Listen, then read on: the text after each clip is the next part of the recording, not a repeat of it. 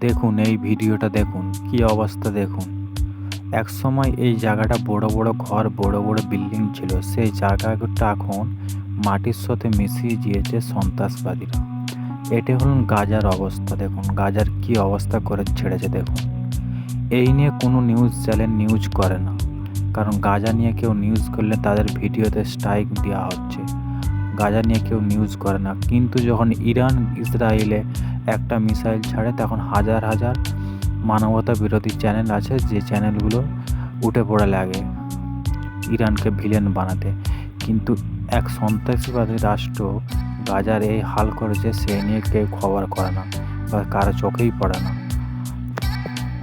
এই হলো আমাদের অবস্থা। দেখুন এখন আমাদেরকে সজাগ হতে হবে, আমাদেরকে জেগে উঠতে হবে, না হলে আমাদের এই হাল হবে। আর এটা কোনো ফেক ভিডিও নয়, এটা অরিজিনাল ভিডিও, এটা অরিজিনাল গাজার অবস্থা। এমনকি তারা মসজিদকেও ছাড়ে না, মসজিদকেও ভেঙে মাটির সাথে মিশিয়ে দিয়েছে। দেখুন মসজিদের কী অবস্থা করেছে। তারা তাঁবু করে কোনো রকম জীবনযাপন করছে।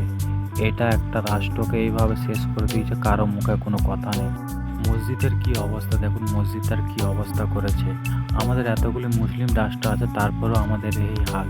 মুসলিম রাষ্ট্রগুলো শুধু হুঙ্কার ছাড়া আর কোনো কথাই কাজ করে না, কারণ হুঙ্কারে কোনো কাজ হয় না। যদি কাজ করতে হয় তো ইরানের মতন কাজ করে দেখুন, সমস্ত মুসলিমের মন পাবে, তাদের ভালোবাসা পাবে।